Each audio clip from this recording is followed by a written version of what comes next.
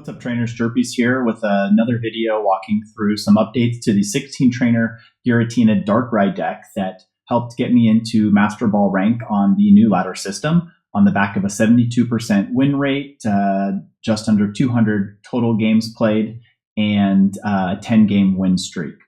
So one of the things that I wanted to do in this video is talk a little bit about some of the updates that I've made to the deck in order to deal with some of the changes that have happened in the meta and some of the core counters that have become really popular.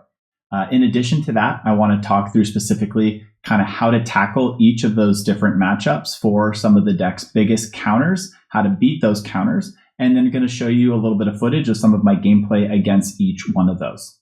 So let's jump into it.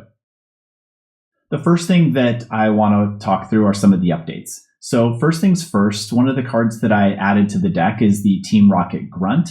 I found this card to be really powerful in just pretty much every matchup that I'm playing. But in addition to that, it helps a lot in the Charizard and Gyarados matchups, as well as the mirror. The Team Rocket Grunt is kind of like your last chance card in order to really take those decks on when they are going at full steam. So when they bring a Charizard in or they bring their Gyarados in, pretty much full of energy, they, swing to knock out your first Pokemon. The idea is to have this sitting in your hand so you can throw it up, hopefully strip them of enough energy to buy yourself at least one turn so that you can kind of go in and swing once or even twice to close the game out. In addition, on the mirror matchups, it helps out quite a bit because you end up taking out their Darkrai or their Giratina energy, which basically leaves them with only one Pokemon to be able to swing at you, putting them pretty far behind. So I found this card to be really, really helpful within the new meta. In addition to this card, you'll notice that I've actually pulled out the copy of Leaf. Now, the reason I did that is I found that while there are times you really want Leaf, I feel like the Team Rocket Grunt really just helps you out a lot more. And you can really just lean on your Giratina or your Darkrai, no matter which one ends up in the front, and pretty much play the game out with success. The other notable mentions here is that I did leave 2 reds in the deck, but I'm somewhat deciding whether I need to pull one of those reds in order to add the leaf back in, or maybe pull out one of the potions to add the leaf back in. I think there's a lot of different ways you can go with this, but this one has felt really good for me. And I think that, just to call out the 2 Sabrinas, I think is absolutely essential. And the 1 Cyrus. Those are extremely important cards to be able to handle some of the big meta counters in the deck or in the meta. Awesome. So let's talk a little bit about each of the core counters to this deck. The first one being the Meowscarada deck. Now, this is a really, really grindy matchup, but very much winnable. The idea here is that you want to try and tempo the opponent early on, while also leading your Giratina first if you can. So once you see that grass energy at the start of the game, just go ahead and if you can, lead your Giratina first because it's not going to take the super effective damage. And so the idea is to Sabrina, Cyrus, throw on the capes, keep your Pokemon as healthy as possible, and ideally spread chip damage around and get yourself into a position where you can swing and clear with Giratina and then hopefully use Darkrai in the back to clean up. Once again, this is probably the hardest matchup, I would say, just due to, how hard Meowscarada can hit into both of your Pokemon. And without Cape, essentially clears your Darkrai in 1 turn. The next deck, which I believe is the second hardest matchup for this deck, is going to be the Gyarados deck. Now, let's just go ahead and put it out there. When the Gyarados deck gets going and it hits kind of its perfect curve, there's not much any deck can do against it. It's just going to wipe you out. But I do notice that the deck has quite a few consistency issues, and that's where our deck shines against it.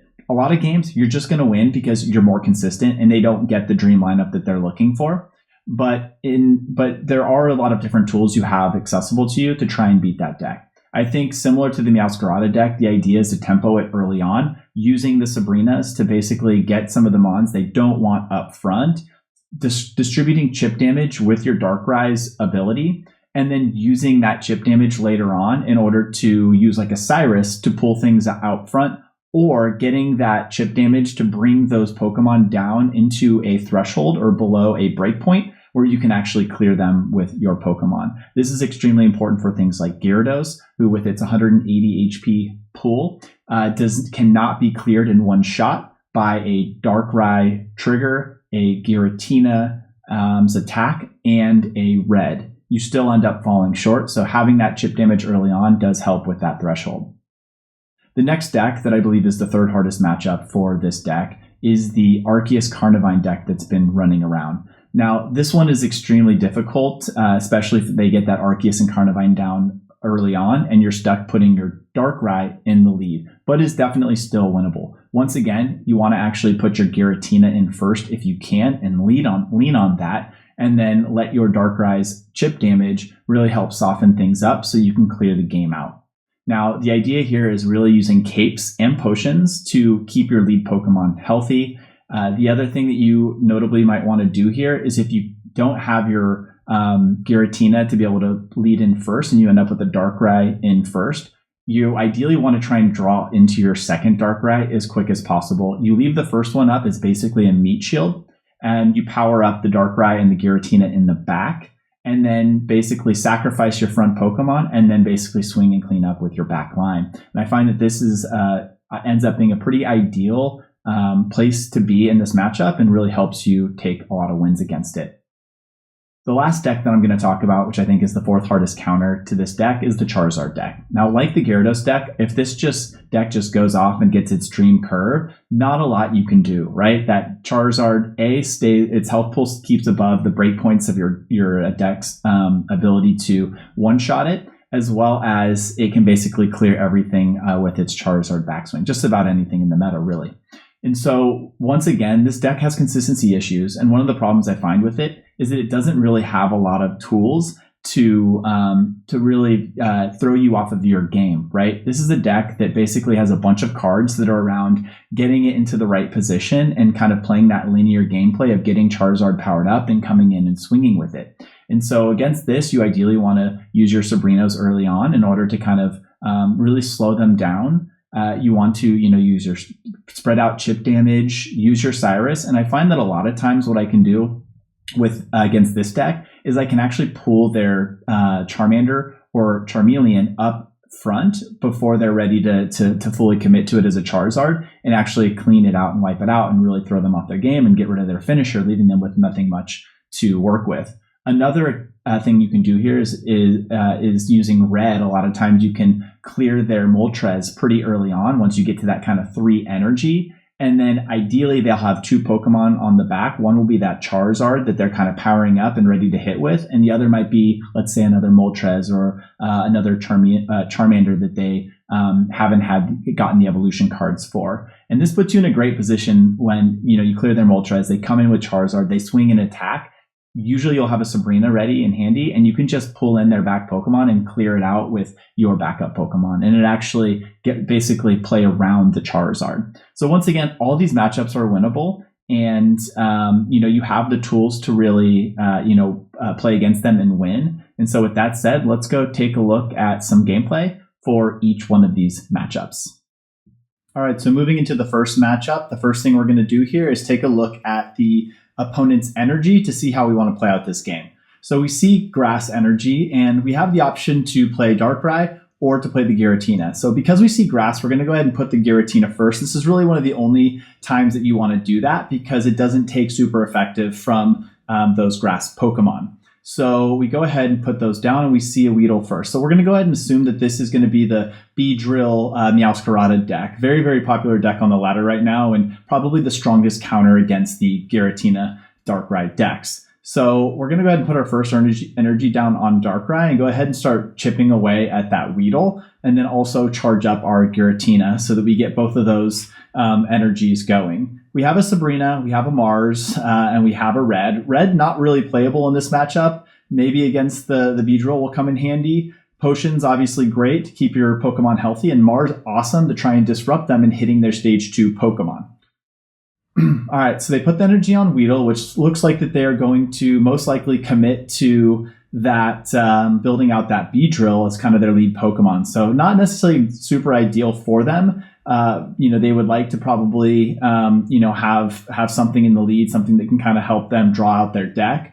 And we see here we've got another Sabrina in hand, and now we have some options. So the idea here is that we might want to actually start, forcing them to have to, tempoing them a little bit, right? Start actually distributing some of that chip damage around to some of the other Pokemon, or we can save the Sabrinas and use them later on when we think that they might be a little bit more beneficial for us.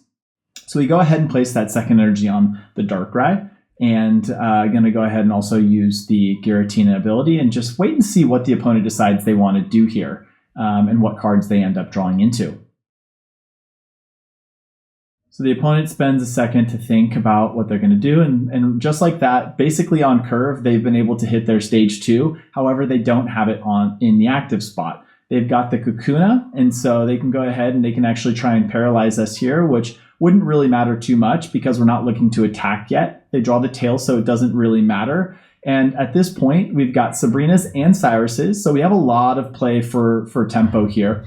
And so here what we want to try and do is potentially force them to make a decision, right? Which Pokemon are they gonna throw in here? We'd love to get some chip damage out and on that Meowscarada so that it's a little bit more within range of our Giratina or our Darkrai, and they decide to actually put the Spirigato in. So this is totally fine here. We're going to go ahead and power up our Darkrai, add some tip damage to the Spirigato, and now we have 2 Pokemon on board that we can basically tap back into with that Cyrus late game in order to close things out and get that final point. So like I said, this is kind of how you want to play these out. You want to kind of tempo the opponent, force them to make some interesting decisions on which Pokemon they want to bring in with those Sabrinas, distribute chip damage around the board so that you have options with your Cyrus. And it looks like they're going to go ahead and most likely try to draw into that Beedrill would be my guess. So we're basically at the point where we can swing with the Giratina if we want to, or we could actually go ahead and try to continue powering things up and once again distributing that chip damage around the board. Looks like we're going to throw up the Sabrina, and once again, we really want to force them to make a decision. Do they bring in that Meowscarada, where we can then go ahead and actually swing on it? Or are they going to bring in that Kakuna and essentially take the chance that we clear that out before they get to their Beedrill? Now for us, we really want to have the opportunity to be able to swing with Giratina and Darkrai, right? And force them to have to make some decisions here, right? Like what are they going to do here? If they evolve the Kakuna into Beedrill, we're actually still in a good spot because that's a 2-point Mon that we can take out, leaving the Spirigato in the back that we could Cyrus up and clear for the final point. So this is exactly what we want to do, right? We want to force them to have to make some of these odd decisions. They put the Beedrill in, they Erica it, which is actually really good for them. This actually now puts it out of range for us to be able to clear it in one shot because we've now lost that psychic energy and we've now got to add the dark energy to the Giratina. We no longer get the Darkrai trigger, and so we can hit for a maximum of 150 with that red. And so that's, I think, what we want to do here because, once again, having that Beedrill down at 10 HP puts it in Cyrus range. So we can Cyrus it up. We can then tag it with the Darkrai trigger, clear it for 2 points, and then basically swing on whatever else they have up on the board. So we go ahead, we throw the red up. We're going to hit them for 150, force them most likely to either sack their Beedrill or swap it out and move their Meowscarada in to swing on us. Now, we're in a bit of a weird spot here. We really, really need a cape for our Darkrai so that it can survive that Meowscarada shot after they clear our Giratina. So we really need to draw into a cape here. The Mars is great because it basically gives us the opportunity to clear their hand out and makes it a little bit more likely that they lose their red that they could use to then clear our Darkrai with the cape on. So really hoping for a cape draw here. We've got 2 in our deck at this point. We draw it perfect, exactly what we need. We're going to throw the Mars up to clear their hand out. And this is where Mars is really handy, right? You can use it early on in order to disrupt their stage 2, but since they got that on curve, it didn't really give us much of an opportunity to. So instead, we try to disrupt them when they're ready to take the final blow. Most likely they had a red in hand, right? This deck runs 1 to 2 of those, and they had 4 cards in their hand. Highly likely that it was in there. And so we're in a really, really good spot. What we can go ahead and do here now is because we can, ideally survive this swing from the Meowscarada with 10 HP, we can Cyrus up the Beedrill, tag it with the Darkrai trigger, and then basically both their Pokemon now are within range of one swing from Darkrai. So we have basically the lethal blow here, barely hanging on with that cape draw. Got another cape, doesn't really matter. We bring the Cyrus up. Going to go ahead and add that energy onto the Darkrai. Let the trigger clear the Beedrill for the first 2 points, and then swing with whatever they decide to bring in with the Darkrai, and essentially take this game. And then you can see how with the Sabrinas, with the Cyrus, early game tempo, distributing chip damage, leading with that Giratina first as well, gave us the opportunity to really just put them in some awkward positions, gave us time to be able to stall the game out so that we could build up our checkmate situation and basically beat what is considered the hardest counter to our deck, even with them hitting the majority of their stage 2s on curve or close to it. All right, moving into the second game, and once again, we're going to take a look at the opponent's energy to see what we're working with. And once again, we see grass energy, so definitely going to be tough. We know that this is going to be one of the two kind of counters out in the meta, either that that Arceus Carnivine deck or Meowscarada. And so we only have the option to lead Darkrai, and that's pretty bad for us, right? We would really want to have Giratina here, and we see that they have both the Arceus and the Carnivine that they can drop down with the Carnivine in the lead. And this is a bit of a disaster for us. Luckily, we have 2 Pokeballs here. And so what we really want to do is draw into a Giratina and a backup Darkrai. And what we're going to do in this case is that if we can pull this off, we're going to go ahead and power up the Darkrai on the bench, power up the Giratina with its ability, while we use the Darkrai in the active spot as a meat shield. So we're just going to go ahead and sacrifice that and let that go down. Remember, we no longer have a leaf in this deck, so we can't really swap that out at the last minute and try to save those 2 points. So we're going to have to be really, really smart here. Now, fortunately, we have some potions and a cape that we can use if we need to bide more time. If we need to give that Darkrai one more turn to live, we can do that, right? So the 70 plus the 70 from the Carnivine is 140, but with the potion and the cape, even if they use a red, it does give us the ability to buy us one more turn, which is going to be really, really important here. That chip damage hitting the Carnivine is going to do a great job to put a little bit of pressure on them in order to make a decision of whether they want to sacrifice it or not here. And so we're going to go ahead and put the potion on the Darkrai, and it looks like we're probably just going to chance it, right? If they have the red, so be it. They've wasted it to clear out my Darkrai. And I think we're going to be okay with that, right? We can bring our backup Darkrai in, and we can clear the Carnivine out. Not a problem. And then all we really have to deal with is that Arceus sitting in the back.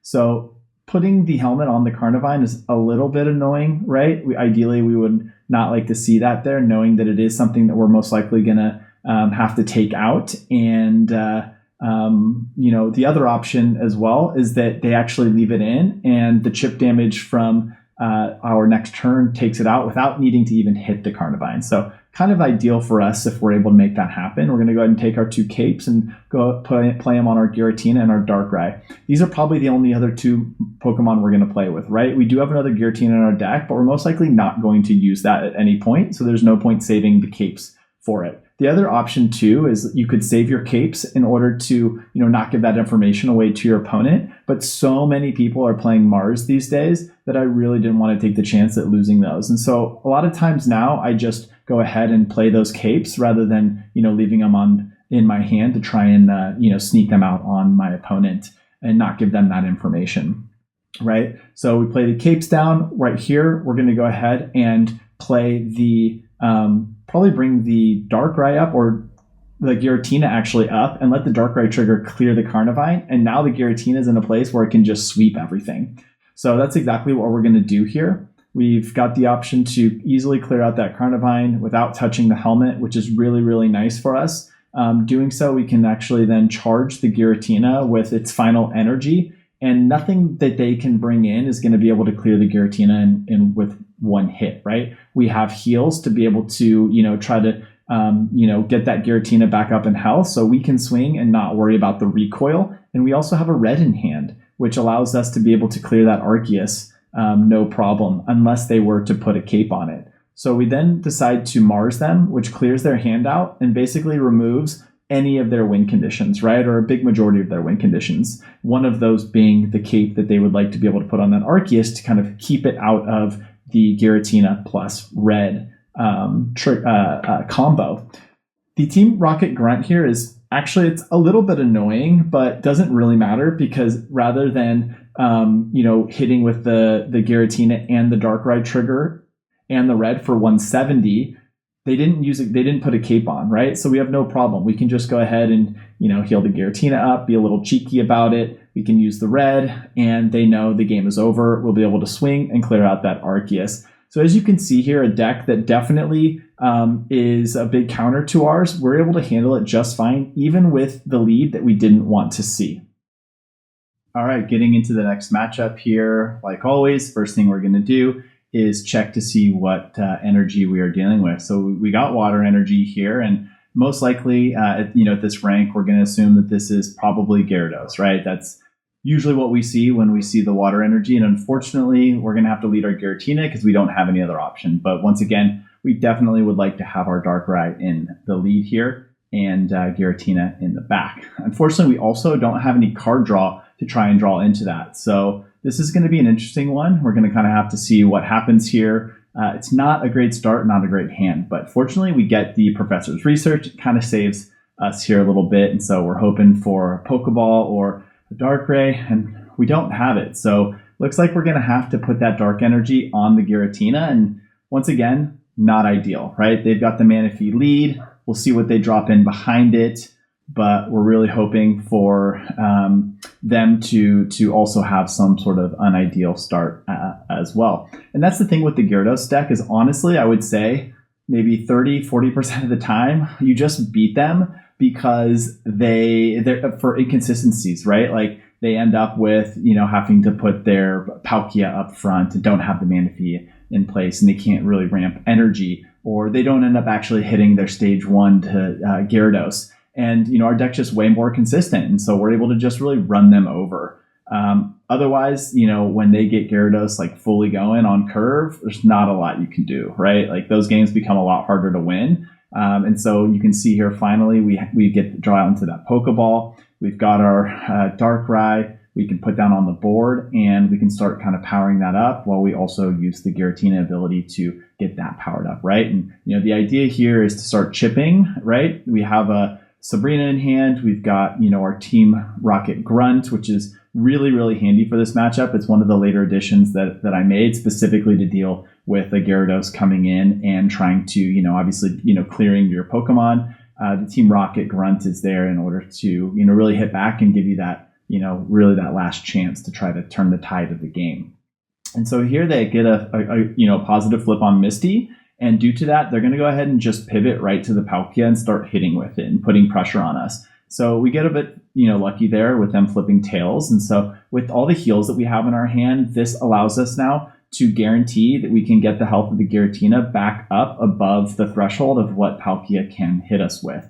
And so we're just going to, just do that, add that in, make sure that even with a red, they can't clear us, particularly as we're about to be one energy away from being able to swing with that Giratina. So we want to just ensure we can at least get one shot off with it. And then once again, building up the Darkrai in the back. And here it looks like we're going to go ahead and drop the Team Rocket, right? Might as well actually try to slow them down a little bit here. And it looks like we do get one positive heads.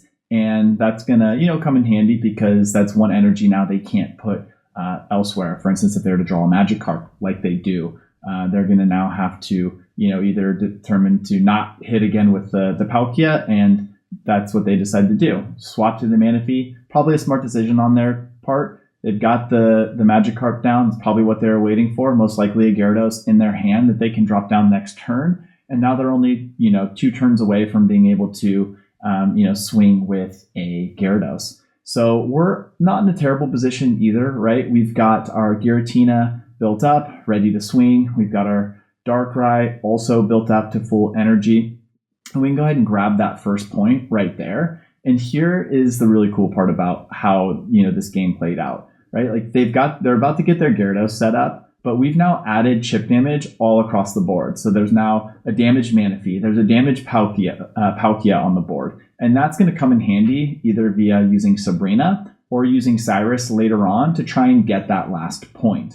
And so you see here, they're going to go ahead and basically prep that Gyarados to come in and be able to swing on their next turn. And so we have a lot of different decisions to make. We get the Cyrus, and that's amazing for us. And like I said, this is why tempoing and spreading chip damage out is so important. What we can basically force them to have to make a decision by throwing a Sabrina up, whether they want to bring the Gyarados in and allow us to be able to take a shot at it, or sacrifice the Palkia and leave a damaged Manaphy sitting in the back.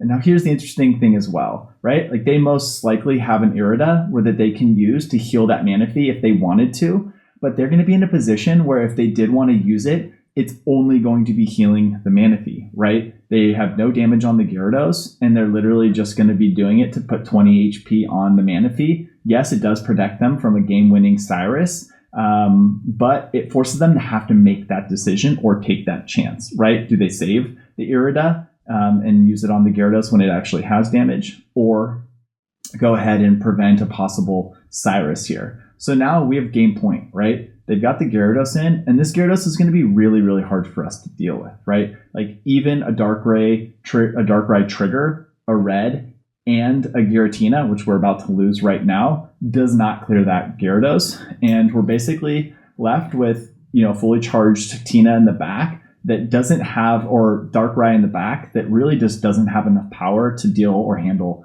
with this Gyarados. So that's why the Cyrus is basically our win con here. We're just hoping that they don't heal the Manaphy. They don't. They take the swing. Doesn't matter which energy gets taken off because we have our Darkrai fully powered up. And now we can close this game out by dropping the Cyrus and taking down that Manaphy. We even have the Cape for good measure, even if we didn't have the Cyrus. And this is what I'm talking about. You have lots of tools to be able to take down the Gyarados deck, right? Like they didn't get the best start. It took them a few turns to be able to get their Gyarados running, but they ultimately got what they wanted to get to, and we were still able to run them over and beat them just by sticking to our game plan. All right, getting into the final matchup of the video, and we've got the Charizard matchup. So, we're going second, which, this deck actually loves going first, so that you can actually power up both the Darkrai and the Giratina simultaneously and get them to full energy about the same time. And so we see here that the opponent doesn't have an ideal start. They have to put their Charmander in, but they have a lot of tools. I mean, the whole deck is really built around trying to get them in that position to have that Moltres up front, the Charmander in the back, and then hopefully a backup Pokemon that they can use to prevent you from tempoing them with a Sabrina. And so, turn comes up, we've got some more card draw. We're going to go ahead and throw the Pokeball, use that 66% chance to pull that Giratina. We do get it. I'm going to use the Professor's Research to go ahead and fill our hand. And, we have a pretty good starting hand here, right? The capes don't really matter because they don't put us out of range of really anything that this deck wants to do against us, right? Charizard's just going to sweep everything. So they're a little bit dead in this matchup, but they can't help if for whatever reason the opponent does end up attacking with Moltres and being put in that position. So we go ahead, power up the Giratina, add the energy to the Darkrai, and this is great because even if they're able to kind of reset up to what they want to do, there's now chip damage on the Charmander, which is really, really useful for us and could come in handy when we may have to end up playing around the Charizard in order to get our final point. And so that's never discount using a Sabrina early on to pull a Charmander up and to put chip damage on it. And so what now you'll see they've got the X-Speed, they've got the Moltres, and they've got the two Charmanders in the back. And basically, by the time they're able to put down their first energy, they have exactly the setup that they want. And really now it's all about getting their Charizard built, right? And the deck has a lot of tools, right? Like it has Iona to be able to do that. It's got, a number of different ways for them to kind of draw into that and make that happen. So we're in a little bit of a scary position here, right? But fortunately, we did get that chip damage on that other Charmander. And so while they're going to sit here and build up energy on the Charmander with full energy, we now are in a position with the red especially that if they don't heal their Moltres, we can actually one-shot it next turn with the Darkrai, take our 2 points, and then be in a position where we can use a Sabrina or a Cyrus in order to take out that final Charmander that's just going to be sitting in the back for the game win. And that's what's great about this, right? Usually your deck moves fast enough with your Darkrai and your Giratina that you can actually take out their Moltres before it's able to fully power up a Charizard. And then that gives you that easy 2 points. And then you can just play around the Charizard, right? You don't even have to take it head on. You just use the Sabrina or the Cyrus to tag whatever else is sitting on the bench behind it that usually can be one-shotted by the Giratina or the Darkrai. And so you see they didn't actually have or use anything to heal the Moltres. And now we're going to be able to kind of just sneakily drop that red in and clear that. And now we're all of a sudden in a great position. Yes, they have a Charmeleon that has 2 energy on it, but fortunately they whiffed on their last Moltres flip, which is another reason why I don't necessarily like the Charizard or the Gyarados decks, because while they can just run things over, they are pretty inconsistent and do rely on a lot of things needing to happen and to fall into place in order to really work. So they Mars us, which is totally fine. In fact, it gave us really the one only card we really want, the Sabrina or even the Cyrus. And we're in a great position, right? They don't have the Charizard. They're basically, in range for us to be able to take them out. They think that putting the cape on the Charmeleon is going to put them out of range of the Darkrai. But once again, we can just, tempo it up, clear the Charmander for that final point and win the game. And like I said, we have tools to be able to beat the Charizard deck, right? It's all about tempo. It's all about throwing them off and then letting their inconsistency really be the nail in the coffin. All right, so I hope you enjoyed these videos and that they are able to, help you climb the ladder and, get you into Master Ball or keep climbing while in Master Ball. All of the games that I showed you were recorded at about the, 1600 rank within Master Ball, which at the time was just under the top 5,000 players.